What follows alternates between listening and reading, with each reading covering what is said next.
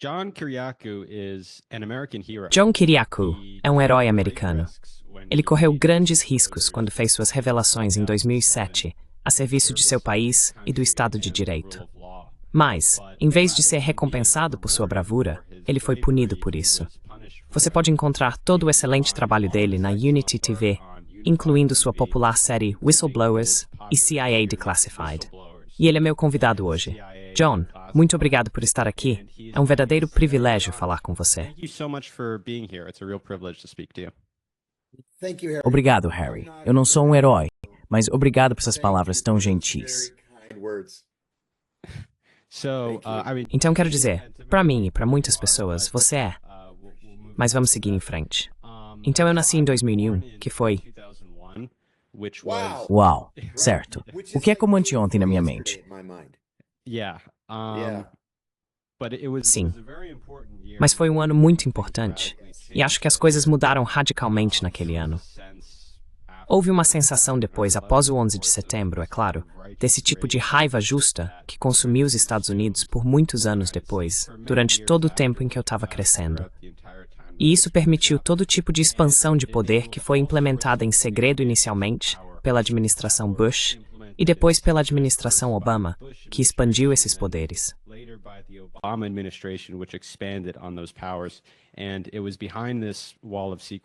E foi por trás desse muro de sigilo que todos os tipos de abusos ocorreram. A destruição do devido processo legal e do habeas corpus, através desse programa de rendição extraordinária e programa de tortura que você expôs, a criação desse estado de vigilância em massa e, por fim, a criação desse programa de drones para assassinar pessoas extrajudicialmente, graças à administração Obama. E eu só quero perguntar sobre suas revelações. O que você viu na época e o que o levou a se manifestar? Você realmente arriscou tudo para confrontar essa facção de poder permanente em Washington. Então, por que você fez isso?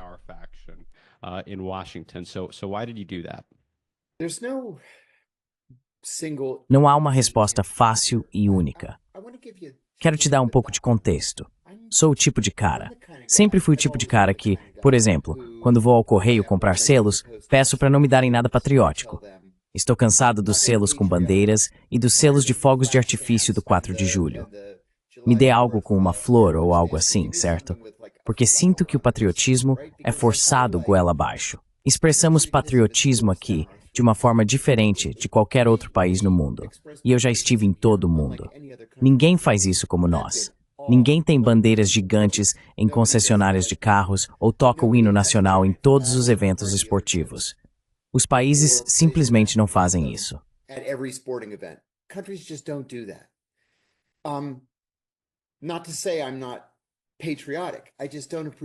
Não que eu não seja patriota. Eu só não gosto que isso seja forçado em mim. Após o 11 de setembro, eu realmente fui ao Walmart e comprei adesivos de bandeira para colocar nas janelas do meu carro. E até meu pai disse, uau, até você com adesivos de bandeira. Eu disse, eu sei, né? Estou mudando de ideia. Dito isso, meu patriotismo é baseado no Estado de Direito. É baseado na Constituição. E eu ingenuamente acreditei, logo após o 11 de setembro, que o patriotismo de todos era baseado na Constituição, certo? Isso é o que torna nosso país tão grande. Temos essa Constituição incrível. Percebi, por volta de 2002 para 2003, que eu estava simplesmente errado.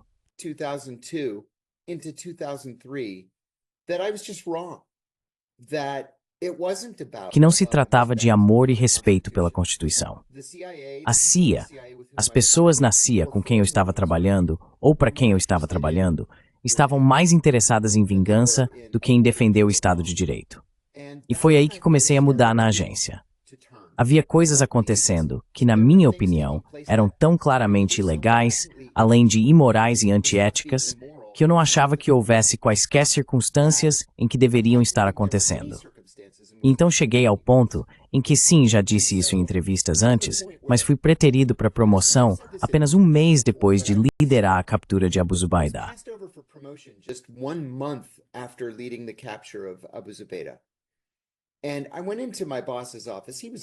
E eu entrei no escritório do meu chefe. Ele era um amigo meu. E eu disse, o que eu preciso fazer para ser promovido aqui? Preciso capturar o Bin Laden? É essa a única maneira de ser promovido aqui? E então ele me disse, olha, você sabe, você recusou o treinamento de técnicas de interrogatório aprimoradas. E o chefe de contra-terrorismo, José Rodrigues, disse no meu painel de promoção que você demonstrou, palavras dele, uma chocante falta de compromisso com o contra-terrorismo, porque você não torturaria ninguém. Acabei sendo promovido de qualquer forma, mas nunca deveria ter sido negado, porque realizar um programa de tortura não deveria ser um pré-requisito para o avanço na carreira.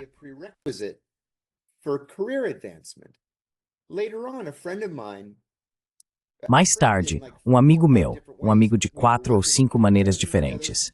Estávamos trabalhando juntos em contra-terrorismo. Vamos à mesma igreja. Estamos no mesmo grupo de homens. Ele é tanto um general de brigada no exército quanto um psiquiatra. Ele me disse, sabe, eles te chamam de cara dos direitos humanos pelas costas. E eu disse, sim, eu sei. E ele disse, sabe, isso não é um elogio, certo? E eu disse, para mim é. É um elogio. Prefiro que me chamem de cara dos direitos humanos do que de torturador, ou monstro, ou sanguinário John Kiriakou, ou seja lá o que for. Então, sabe, percebi então, isso foi no verão, no final do verão de 2002, que eu estava seguindo um caminho diferente em comparação com a maioria dos meus colegas.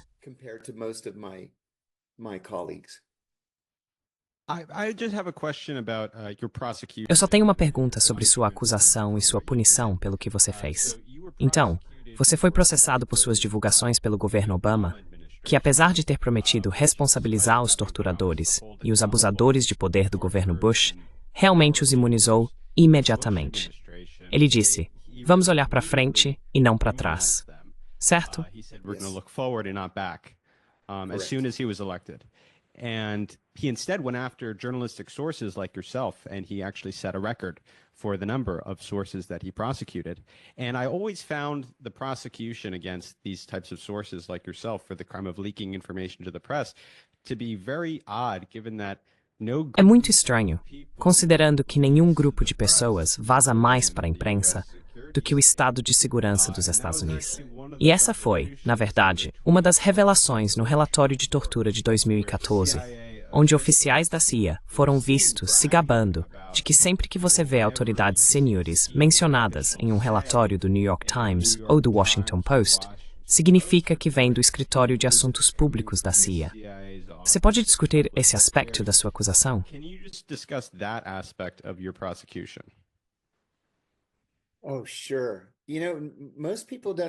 Claro. Sabe, a maioria das pessoas não me pergunta sobre isso, mas acho que é uma questão muito importante. Washington funciona com vazamentos. A maioria desses vazamentos vem, como você corretamente apontou, da Casa Branca, do Pentágono e da CIA. Sempre que você vê de acordo com autoridades de segurança nacional, altos funcionários, funcionários da Casa Branca ou fontes da comunidade de inteligência, esses são vazamentos que foram aprovados na cadeia de comando. Eles não são legais. Porque lembre-se, a definição simples, a definição legal de espionagem é fornecer informações de defesa nacional a qualquer pessoa que não tenha direito de recebê-las. Bem, se a informação não foi devidamente desclassificada, isso é uma violação da lei de espionagem. Mas é autorizado porque apoia a política ou foi vazado para medir a opinião pública. It's been leaked in order to gauge public opinion. Very common. And when I say very common, I mean literally. Muito comum. E quando digo muito comum, quero dizer literalmente todos os dias. A administração Obama foi particularmente ruim nesse aspecto por algumas razões. Primeiro, eles prometeram não apenas ser melhores que a administração Bush, mas reverter muitas das políticas prejudiciais que vimos sob a administração Bush. Eles não fizeram isso. Eles apenas continuaram as políticas da administração Bush. E em muitos casos, como drones, eles pioraram. Agora aqui, vou subir no meu palanque, mas não consigo me conter. A lei de espionagem foi escrita em 1917 para combater sabotadores alemães nos primeiros anos da Primeira Guerra Mundial. Entre 1917 e 2009, a posse de Barack Obama, 3 americanos foram acusados de espionagem por falar com a imprensa. Were charged with espionage for speaking to the press. Just under Obama, there were 9 of us. Só sob Obama, éramos 9, 3 vezes o número de todos os presidentes anteriores juntos. 9 de nós foram processados sob a lei de espionagem por falar com a imprensa. Agora, em alguns casos, a espionagem é punível com a morte. Então não é como se eles estivessem apenas nos repreendendo para nos fazer parar de falar. O mínimo que você pode receber sob a lei de espionagem é 5 anos. A punição comum é de 15 anos. Portanto, este é um crime muito sério, muito grave. Agora fui acusado de espionagem por dar uma entrevista à ABC News e uma entrevista de acompanhamento ao New York Times, na qual disse que a CIA estava torturando seus prisioneiros, que a tortura era uma política oficial do governo dos Estados Unidos e que a política havia sido pessoalmente aprovada por...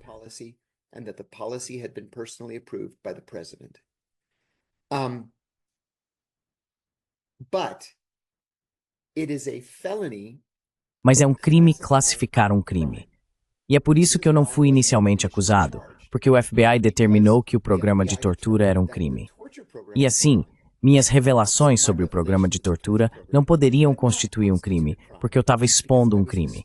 Então, o que a administração Obama fez foi reabrir secretamente o caso contra mim, grampear meus telefones, coletar meus e-mails de anos atrás, colocar equipes de vigilância do FBI em mim e inventar outra coisa.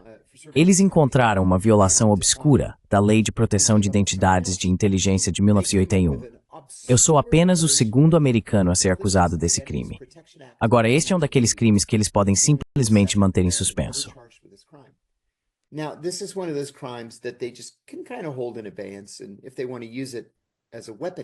E se eles quiserem usar isso como uma arma contra alguém, como um porrete, eles podem. Então a razão pela qual fui acusado desse crime é porque um autor me enviou um e-mail dizendo que estava escrevendo um livro sobre a rendição de Abu Omar. Este era um clérigo egípcio em Milão que a CIA sequestrou e enviou de volta ao Egito para ser torturado. Eu disse que não sabia nada sobre Abu Omar, além do que li no Washington Post. Ele disse, bem, você pode me apresentar alguma dessas 12 pessoas? Eu disse que não conhecia nenhuma dessas pessoas. Então ele me envia um segundo e-mail e diz, você pode me apresentar alguma dessas 12 pessoas? E eu disse, olha, sequestro não era minha área na CIA. Eu não trabalhava com pessoal de sequestro. Eu não sei quem são essas pessoas.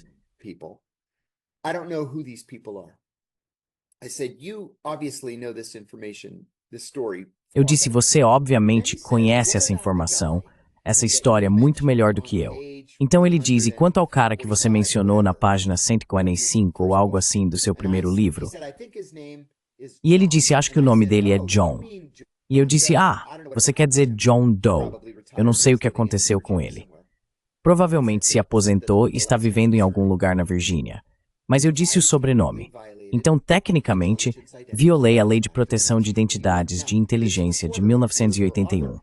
Agora, esse repórter ou autor nunca tornou esse nome público, então nunca houve qualquer perigo para esse oficial. Mas o Departamento de Justiça me pegou.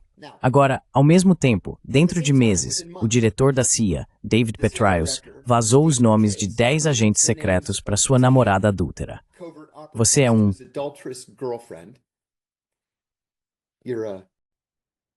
Sim, eu ia dizer que era esse livro preto.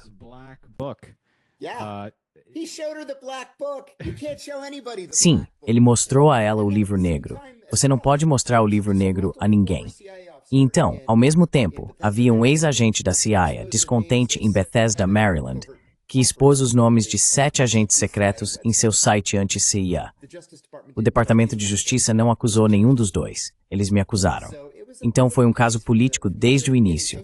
E desde então, logo após eu ter ido para a prisão, fui condenado a 30 meses. Cumpri 23. Mas 2 agentes do FBI escreveram para meus advogados e pediram desculpas. E então, apenas 3 semanas atrás, recebi um e-mail de um agente do FBI dizendo que lamentava por seu papel na minha acusação, que no nível operacional ninguém queria esse caso, mas que haviam sido ordenados a encontrar algo para me acusar pelos oficiais mais seniores.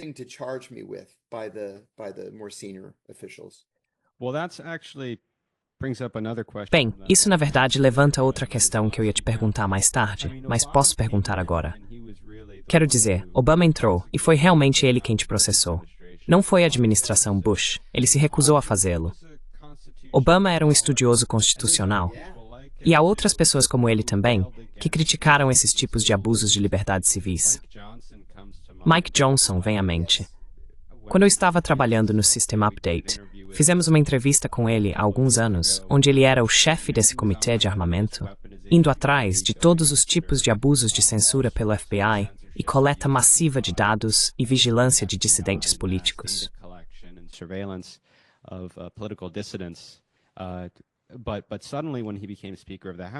Mas de repente, quando ele se tornou presidente da Câmara, ele foi o voto de desempate para aprovar essa vigilância 702 sem quaisquer reformas.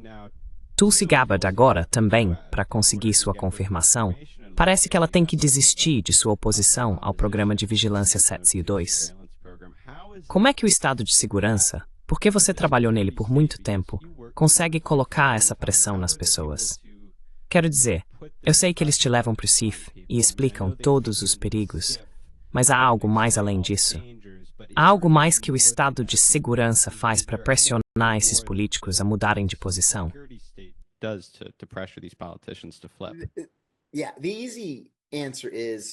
Sim, a resposta fácil é que tudo o que eles precisam fazer é mencionar o 11 de setembro. Se você não nos der o 702, vamos ter outro 11 de setembro. A responsabilidade será sua. Essa é a resposta fácil. Mas vou te dar 2 exemplos que acho que vão te dar uma resposta mais abrangente. Na história do FBI, eles nunca tiveram um corte no orçamento. E quero dizer, 100 anos. Eles nunca tiveram um corte no orçamento. Especialmente durante o mandato de J. Edgar Hoover, que durou 48 anos, ele comparecia aos comitês de apropriações todos os anos. E ele falava sobre as catástrofes que aconteceriam se houvesse um corte no orçamento. Primeiro eram os comunistas, certo? Depois primeiro eram os anarquistas.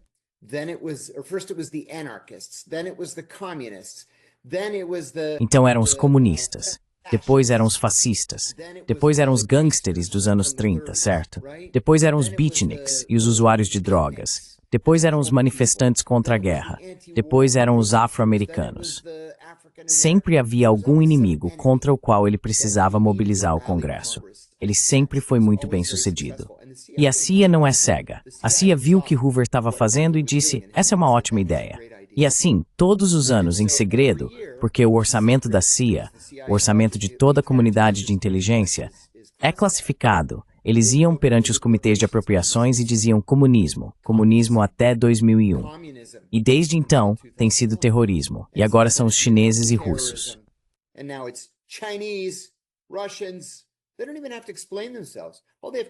Eles nem precisam se explicar. Tudo que precisam fazer é dizer essas palavras, e eles conseguem aumentos monstruosos no orçamento. Isso é algo em que eles se tornaram muito, muito bons, especialmente desde o 11 de setembro. Sabe, não é incomum que esses oficiais da CIA entrem em sessões fechadas nessas comissões e digam, veja, 3.000 pessoas foram mortas em um dia em 2001. Você quer que isso aconteça de novo? Se você soubesse o que sabemos. Se pudesse ver os relatórios que vemos, nem pensaria em votar contra nosso orçamento.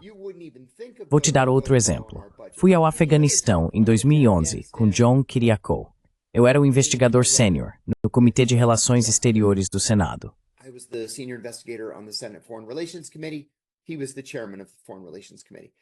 Ele foi o presidente do Comitê de Relações Exteriores. Agora, John Kerry teve uma longa e conhecida carreira militar, certo? Estrela de prata, estrela de bronze, coração púrpura. Acho que ele tinha 3 estrelas de bronze e 1 coração púrpura. Então entramos nessa reunião. Tínhamos acabado de pousar na base aérea de Bagram. Entramos nessa reunião e são como 11 generais, de 1 a 4 estrelas, sentados ao redor da mesa, e Kerry. E sendo caras militares, eles têm esse material preparado.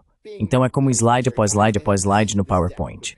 Você sabe, estamos nos movendo aqui, estamos nos movendo ali, e vencemos o Talibã aqui.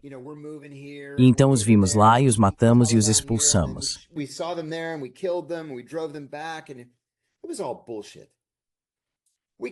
E era tudo besteira.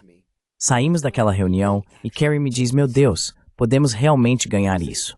E eu disse, não vamos ganhar isso. Karzai é o prefeito de Cabul. É isso. O Talibã controla o resto do país. Esta é a mesma reunião que eles têm feito desde 2002.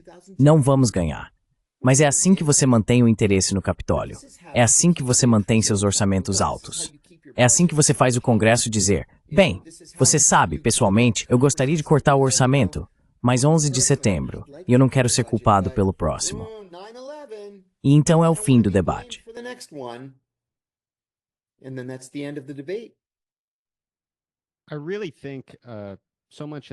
Eu realmente acho que muita coisa mudou recentemente, e apenas as visões dessas agências de segurança do Estado mudaram entre a esquerda e a direita.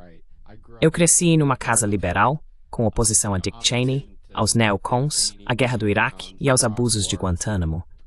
Isso era um marco do discurso liberal de esquerda na época.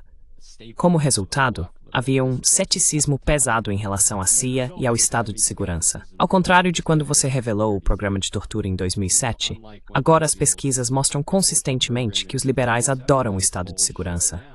E é a direita política, na verdade, que é cética em relação a ele. Você pode realmente ver isso o tempo todo na TV. John Brennan e Jim Clapper estão sempre na CNN e na MSNBC. Eles estão na TV, na verdade, mais do que os Kardashians. E nahałam to Pogs, e não mostros para CNN e MSNBC. Sim, eles são basicamente influenciadores neste ponto. E um momento de revelação realmente aconteceu neste outono. Foi quando Kamala Harris estava fazendo campanha para presidente. Ela passou as últimas semanas de sua campanha com os Cheneys, falando sobre como a família Cheney incorpora valores americanos como o Estado de Direito e o respeito pela Constituição. É por isso que os Cheneys são famosos. E assim, a história meio que foi esquecida. E houve esse tipo de realinhamento radical em todas essas questões envolvendo o Estado de Segurança. Por que você acha que isso está acontecendo?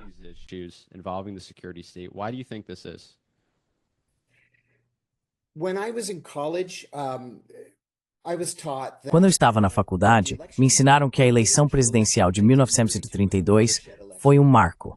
Marco no sentido de que o Partido Democrata e o Partido Republicano trocaram de lado, certo? Os republicanos tinham sido o partido de Lincoln, o partido do liberalismo, e os democratas eram os sulistas, os conservadores, o partido antitrabalho. Isso mudou em 1932. Acho que isso voltou a mudar, não completamente, mas em termos de populismo. E não aconteceu apenas em uma eleição. Foi mais gradual do que em 1932, a ponto de agora você ter não apenas a maioria das famílias sindicais, mas 2/3 das famílias sindicais votando em Donald Trump.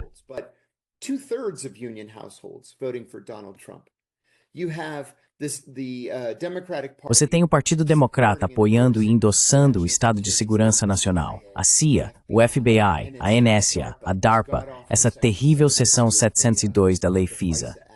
E você tem republicanos muito conservadores, como Thomas Massie, por exemplo, ou Rand Paul, dizendo espere um minuto. Estamos apenas desistindo voluntariamente de nossas liberdades civis aqui. Isso é realmente algo que queremos fazer. Por que nenhum democrata está fazendo essa pergunta? E então, você faz um ponto muito bom. Decidi não votar em Kamala Harris quando ela ativamente buscou e depois recebeu o endosso da família Cheney. Eu realmente enviei um e-mail para a campanha que tenho certeza de que ninguém leu. E eu disse, isso não é uma ostentação. Isso é algo do qual deveríamos nos envergonhar.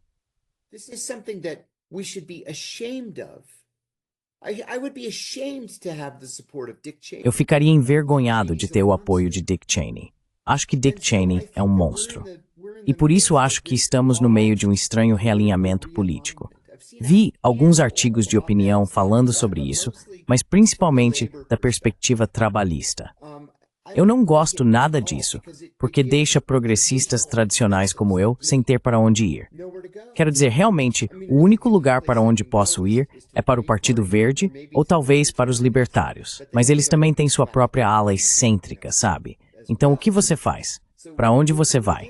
Estou no ponto em que fiz uma piada para um amigo meu outro dia. Sou um odiador de oportunidades iguais. Eu odeio todo mundo. Tipo, por que não há lugar onde um progressista possa ir e se sentir bem-vindo? Certamente não é o Partido Democrata. What do you think explains this realignment, though? O que você acha que explica esse realinhamento, então? Estou curioso.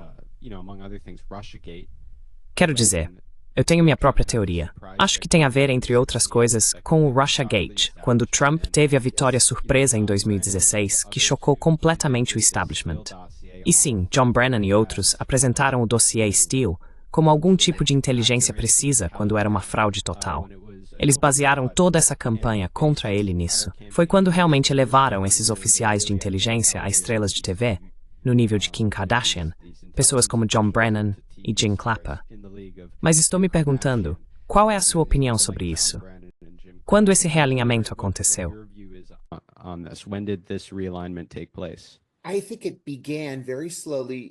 Acho que começou muito lentamente em 1993 com a posse de Bill Clinton.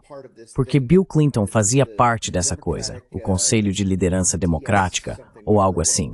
Mas de qualquer forma, foi uma tentativa de mover o Partido Democrata para o centro, embora sempre tenha sido um partido de centro-direita. Mas começou especificamente a abraçar Wall Street e a adotar uma política externa mais ativista e mais militarista. Lembre-se, foi Bill Clinton quem atacou a Iugoslávia. Não tínhamos nenhum problema com a Iugoslávia. E não só a atacamos, mas a ocupamos e depois a dividimos em o quê? Meia dúzia de países diferentes ou algo assim. Essa foi uma decisão democrática. Esse foi um objetivo de política democrática. Dividir a Iugoslávia. Eu estava servindo na Grécia na época.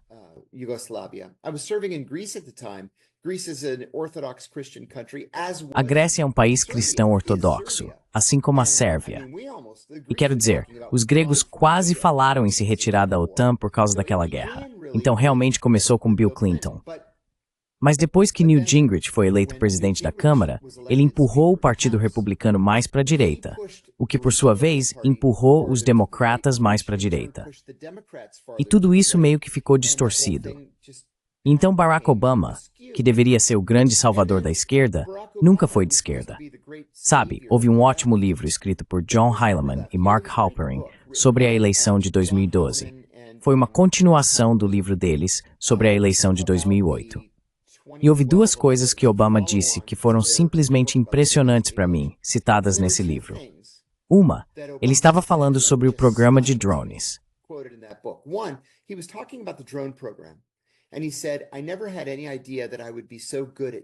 E ele disse, eu nunca imaginei que seria tão bom em matar pessoas. Bem, novamente, isso não é uma ostentação. Você está matando pessoas que nunca foram acusadas de um crime, certo? Isso não é o jeito americano. E a segunda coisa que ele disse foi, de maneira muito direta, eu nunca disse a ninguém que era liberal. É como a piada é com você, eleitor americano. Ah, esperança e mudança? Tolos. E foi quando percebi que há uma mudança real em andamento, e eu não faço parte dela. E então, com a eleição de Donald Trump, quero dizer, Hillary Clinton era tão conservadora, tão neoconservadora, quanto um candidato democrata poderia ter sido nomeado. Ela não apenas estava no molde de Obama, mas também estava muito alinhada com seu marido, e talvez até mais militarista do que ele.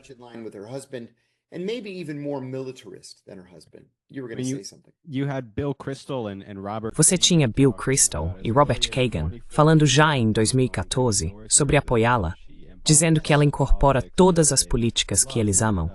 Confrontar a Rússia, ser agressiva em relação ao Oriente Médio e espalhar a hegemonia dos Estados Unidos por todo o mundo.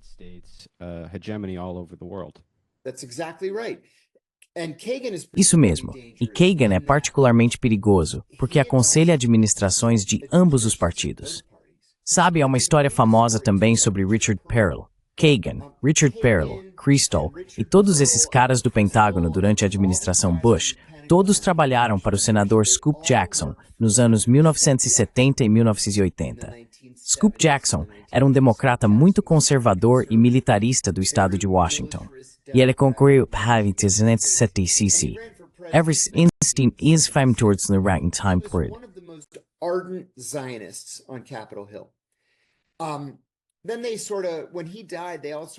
Então eles meio que, quando ele morreu, todos meio que se separaram e a maioria deles foi para think tanks republicanos. Mas Richard Perle nunca mudou sua filiação partidária. Ele ainda é democrata hoje. Bem, há essa famosa história de que no dia 12 de setembro de 2001, ele foi à Casa Branca e disse ao vice-presidente Cheney: "Você sabe que temos que atacar o Iraque, certo?" E foi aí que toda a ideia foi plantada. Essa semente foi plantada. Se Saddam Hussein tinha algo a ver com o 11 de setembro, ou não era irrelevante, esta era a nossa chance de derrubá-lo. E os democratas abraçaram essa mesma política.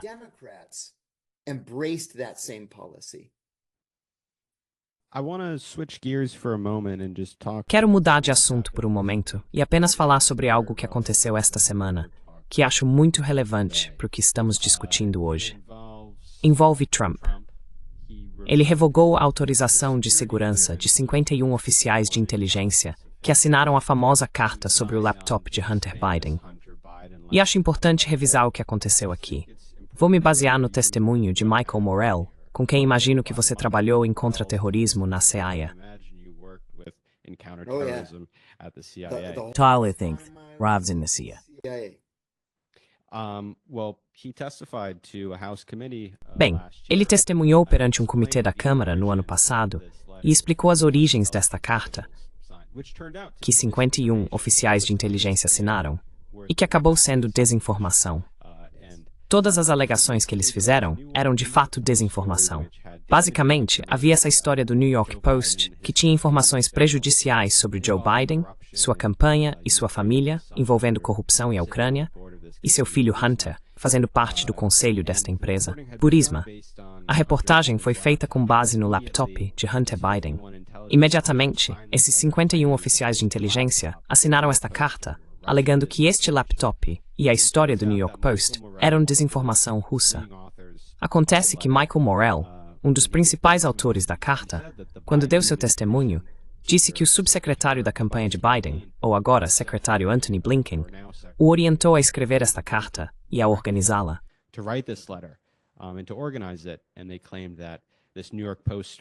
E eles alegaram que essa história do New York Post era desinformação russa. Tinha todas as características de desinformação russa. E eles passaram essa história para Natasha Bertrand, que é uma de suas estenógrafas leais, que a publicou no Político. E foi muito consequente, porque Joe Biden então a mencionaria no próximo debate. Eles usaram essa história do Político, por Natasha Bertrand, baseada nessa carta, para censurar o New York Post no Facebook e no Twitter. Você não podia compartilhar essa carta, e o New York Post, um dos jornais mais antigos do país, foi expulso daquela plataforma. Obviamente, teve consequências na eleição. Nunca saberemos quanta consequência. Mas o que você achou desse evento? E o que acha da decisão de Trump de revogar essas autorizações de segurança?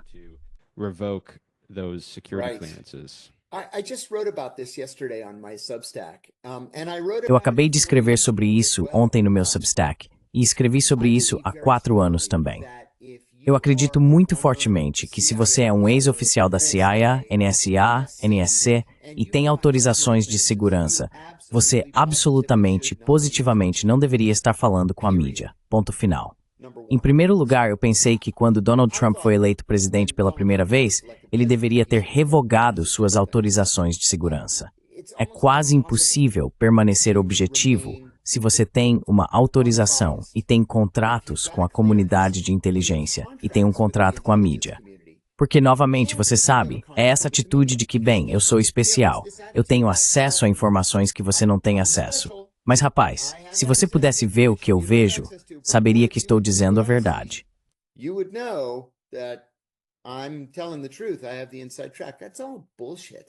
Eu tenho informações privilegiadas. Isso é tudo besteira. Ok.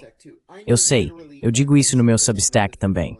Eu conheço literalmente cada um dos 51 signatários pessoalmente. Eu conheço cada um deles. Alguns são brilhantes, alguns são idiotas. Alguns são pessoas de bom coração, patrióticas e fiéis. Alguns são idiotas egoístas que não querem nada além de ganhar milhões e milhões de dólares por causa de suas experiências passadas. Então é uma mistura completa de pessoas. Mas você está absolutamente certo. E você sabe, eles tentaram se proteger. Se você ler aquela carta com atenção, eles nunca dizem que o laptop de Hunter Biden é uma operação de desinformação russa. Eles disseram que tem todas as características de uma operação de desinformação russa. operation. Now, at the CIA, I went through the same analytical Agora, na training CIA, that they went through. passei pelo mesmo treinamento analítico que eles. E eles nos ensinam a usar qualificadores assim para que possam dizer: bem, se você disser ei, você disse que esse laptop do Hunter Biden era desinformação russa. Eles disseram não, não, não. Dizemos que parecia que poderia ser desinformação russa. É muito desonesto. Mas dessa vez, eles foram um pouco espertos demais para o próprio bem e se deram mal. Você faz um ponto muito importante também, se eu puder concluir com isso. O New York Post foi prejudicado pelo Twitter e pelo Facebook e outras plataformas porque você não foi autorizado a compartilhar essa história sobre o laptop do Hunter Biden. Você não foi autorizado porque esses 51 gênios da comunidade de inteligência disseram que era desinformação russa. E o que é isso senão propaganda? And what is that but propaganda? Just very quickly, this will be my last question, actually. Muito rapidamente, essa será minha última pergunta, na verdade. Então, como a comunidade de inteligência deve se sentir agora em relação a Trump? Como mencionei anteriormente, parece que Tulsi Gabbard, pelo menos em público, retirou suas críticas à seção 702. Não sei se ela ainda tem o mesmo ceticismo que tinha em relação ao estado de segurança. É provável que ela ocupe uma posição muito poderosa dentro dele. Então, como a comunidade de inteligência deve se sentir agora em relação a Trump? Você acha que ele realmente representa uma ameaça para eles, para o chamado Estado Profundo, como é chamado? To the so-called deep state, as it's called. No, I don't think Não, anybody eu não acho. Não acho que alguém poderia ser uma ameaça ao Estado Profundo e ser eleito. Eu adoro a Tulsi Gabbard. Acho que ela é ótima. Ainda não estou convencido de que ela tem os votos.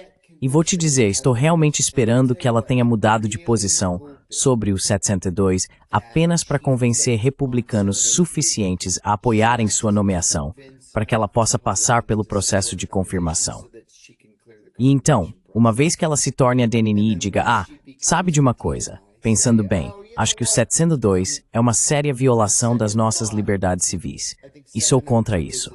Agora, isso seria ótimo, mas estive em Washington tempo suficiente para saber que as pessoas fazem o que fazem geralmente por interesse próprio ou por falta de interesse próprio. do what they do usually in self-interest or out of self-interest. John Ratcliffe is going to be the new CIA director. He's probably John Ratcliffe será o novo diretor da CIA. Ele provavelmente será aprovado por unanimidade ou quase unanimidade. Ele foi, por um breve período, o diretor interino de inteligência nacional no primeiro mandato de Trump. Ele foi congressista do Texas, membro do Comitê de Serviços Armados e membro do Comitê de Inteligência. Não há indicação de que ele seja um rebelde da CIA ou que vá desmantelar o Estado Profundo ou controlar a CIA. Não há indicação disso de forma alguma. Há uma indicação de que ele é leal a Trump, o que é ótimo. There's an indication that he's a Trump loyalist, which is great.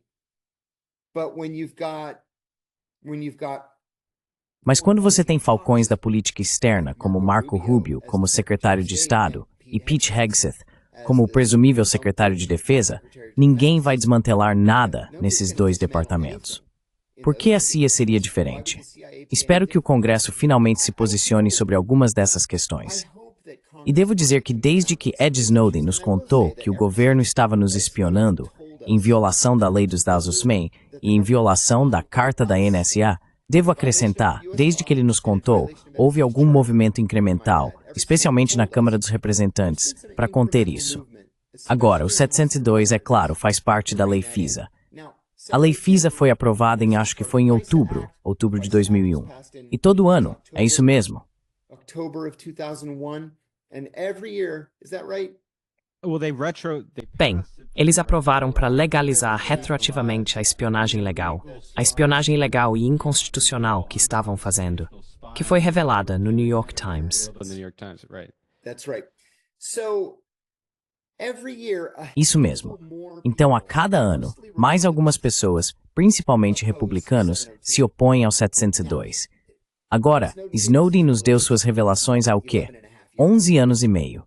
E ele diz que isso é uma derrota, que não legalizamos proteções para os cidadãos americanos e que o 702 ainda é uma lei em vigor. Então ele acha que isso é uma derrota. Talvez eu seja um pouco mais otimista de que eventualmente chegaremos lá, mas já se passou mais de uma década. Chile will get there, but it's been over a decade. Sabe, quando eu disse que tinha uma última pergunta para você, na verdade eu menti. Tenho mais uma que você acabou de me lembrar, porque havia algo muito interessante nas revelações de Snowden, que acho que não é discutido o suficiente, mas que considero muito relevante hoje, porque Trump fez o que Biden não fez e se recusou a fazer. Ele pressionou os israelenses a negociar um cessar-fogo. E isso levanta a questão de como será a relação entre o governo Trump e o governo estrangeiro de Israel, ou se será mais do mesmo, ou se será diferente.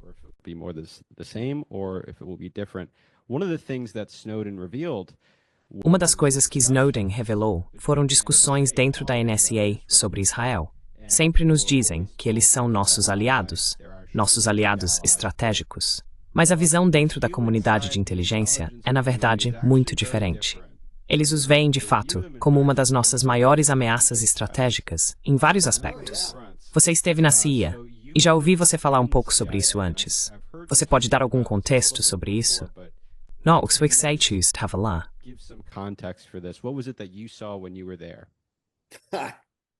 The Israelis are not our friends. Os israelenses não são nossos amigos. Ponto. Não posso dizer isso de forma mais enfática. Os israelenses não são nossos amigos no mundo da inteligência. Sabe, uma das coisas que os analistas fazem na CIA é se relacionar com serviços de inteligência estrangeiros o tempo todo. O tempo todo. Não passava uma semana durante toda a minha carreira sem que eu estivesse informando ou desinformando algum oficial de inteligência estrangeiro, até os chefes de serviços estrangeiros, primeiros-ministros, presidentes e, em mais de um caso, um rei. Essa ideia de compartilhar inteligência é fundamental para o sucesso da CIA. Oficiais de inteligência israelenses não são permitidos dentro da CIA, ponto. Eles não são permitidos porque toda vez que vêm, trazem um presente. Because every time they come with a gift. Oh, we want to bring you this gift, and the gift is queremos trazer esse presente para você. E o presente está embalado com baterias, microfones e dispositivos de transmissão. E tivemos que dizer, olhem, vocês precisam parar de tentar plantar escutas embaixo das nossas mesas na sala de conferências toda vez que entram no prédio. E agora nos encontramos com eles fora do local. Simplesmente não podemos confiar neles para entrar no prédio. Número 1. Número 2. O primeiro briefing de ligação estrangeira que eu fiz foi para os israelenses. Eu estava na CIA há apenas 4 meses e fazia parte de um grupo de cerca de uma dúzia de analistas que se encontraram com o representante do Mossad e o representante do Shin Bet para falar sobre o Iraque e a possibilidade de que o Iraque pudesse invadir o Kuwait.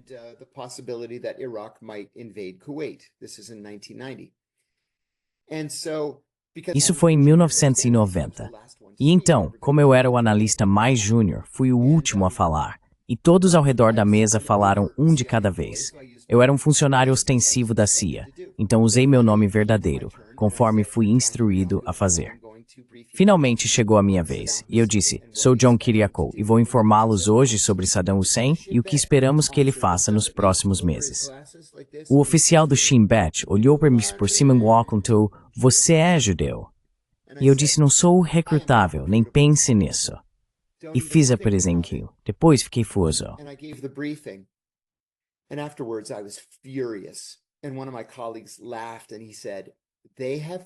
E um dos meus colegas riu e disse, eles fizeram isso com cada um de nós.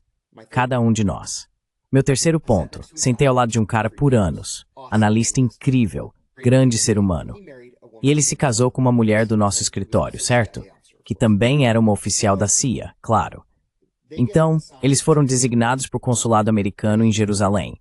Agora eles são funcionários ostensivos. Então eles vão até os israelenses e dizem, estamos com a CIA, não estamos aqui para trabalhar contra vocês. Ela vai trabalhar em questões palestinas e eu vou estudar árabe na universidade. Essa é literalmente a verdade absoluta. Não há nada de encoberto.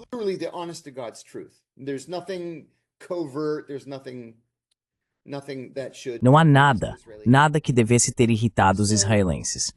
Então eles estavam lá há 4 meses. Eles são convidados para a festa de Natal do embaixador em Tel Aviv, na embaixada. Eles vão para a embaixada.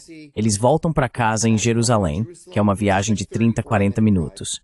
E todos os móveis da sala de estar tinham sido rearranjados. Todos eles. Então isso é apenas uma mensagem do Mossad. A mensagem é: dane-se, sabemos quem você é e podemos mexer com você quando quisermos. Então não é muito legal. Isso meio que te deixa bravo. E então você vai para a embaixada e escreve dizendo: ei, esses idiotas, eles invadiram a casa, eles rearranjaram todos os móveis. Os americanos também fazem esse tipo de coisa? Absolutamente não. Isso é recíproco? Não.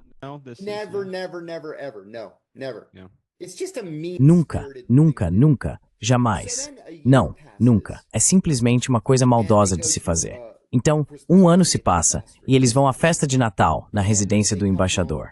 Eles voltam para casa e as pessoas tinham defecado em todos os seus banheiros e não deram descarga. É insultante. É maldoso.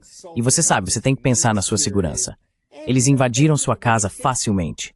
Eles fizeram sujeira por toda parte. Você sabe, eles aparentemente têm chaves ou conseguem abrir a fechadura facilmente. Plantaram câmeras, dispositivos de escuta? Provavelmente. Você não sabe. E então, no final de sua turnê de 2 anos, o embaixador organiza uma festa de despedida para eles. Quando eles voltam para casa após a festa de despedida, alguém tinha entrado na casa e cortado o rabo do cachorro, envolvido em gaze, e o cachorro estava choramingando e se escondendo debaixo da mesa da cozinha. Isso é realmente necessário? Swear Miss Smollins and you. Is that really necessary? We're supposed to be allies. Let me ask, what was Anstex mtugumbra. Qual foi o exemplo? Me mansindema. complain? What? Yeah, and that's what happens. You go. Sim, e é isso que acontece. Você vai e reclama e diz: olha, pare de fazer isso, porque então teremos que fazer algo em resposta.